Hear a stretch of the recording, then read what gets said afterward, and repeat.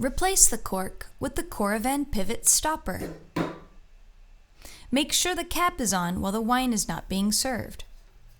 We'll need to add the argon gas capsule for the pivot to work.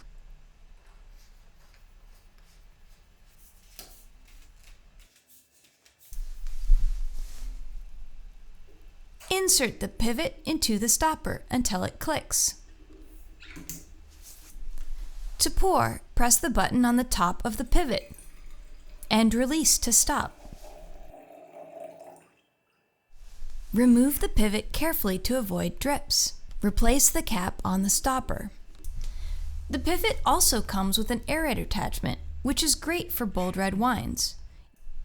It works the same way and quickly aerates your wine. Learn more about wine online at winefolly.com.